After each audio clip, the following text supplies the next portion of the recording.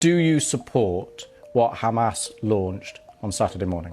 Well, this is not the right question, Louis. Really, the right it's question. It's an important question. No, it is not an important question because whether you support their action or not is an important question. No. It is not an important question. Hamas is a group, is a militant group. You're talking with the Palestinian representative. Our position is very well known and clear. And what is that? Do you support Hamas's actions? And then you cannot equate. This is not about support or not support. I am here to represent my people, the Palestinian people, what they are going through. I'm not here to condemn anybody. And if anybody that needs to be condemned, it's what you call the only democracy in the Middle East, that is Israel, between parentheses, that is doing what you have just reported, targeting civilians. And this has not just happened the last 48 hours. Hamas was just targeting Palestinians, but you won't condemn that. I'll tell you one thing. Hamas is not the Palestinian government, okay?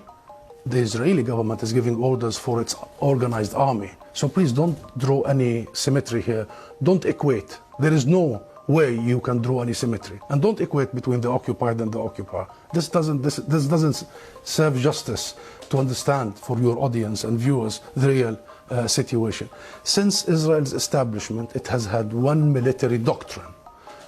When it fights, it goes and fights civilians, kill civilians, so they pressure the fighters.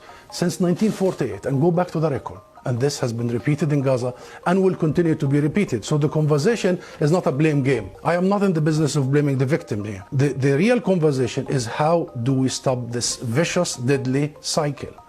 You just condemned Israel for killing civilians and you won't condemn Hamas for killing civilians. How many times you have interviewed Israeli officials, Louise? Hundreds of times. Hundreds of times. How many times Israel have committed war crimes right live on your own cameras? Do you start by asking them to condemn themselves? Have you? You don't.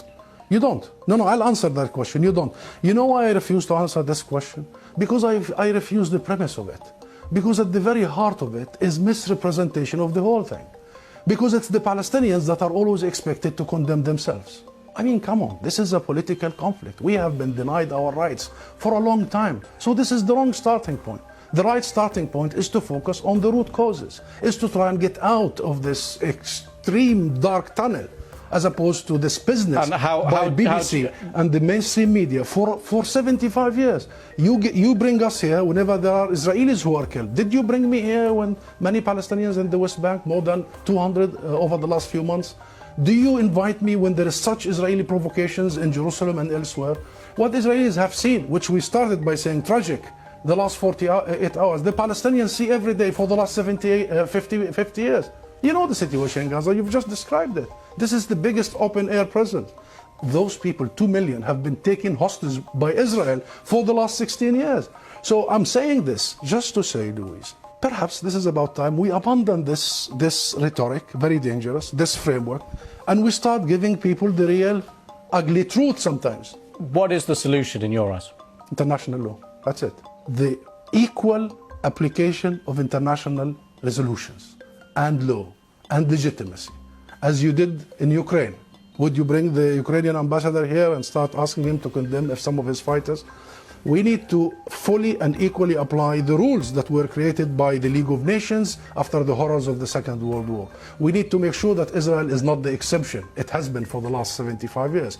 We need to make sure that nobody is above the law. Britain is renowned, Louise, for the rule of law. I think that's the solution. Israel is an occupying force. It is responsible to provide protection for the people under its occupation. And should they commit crimes and crimes against humanity in the coming hours and weeks, it must be held accountable by the international community and the international judicial system. Hussam Zomlot, thank you very much for coming on the programme. Thank you.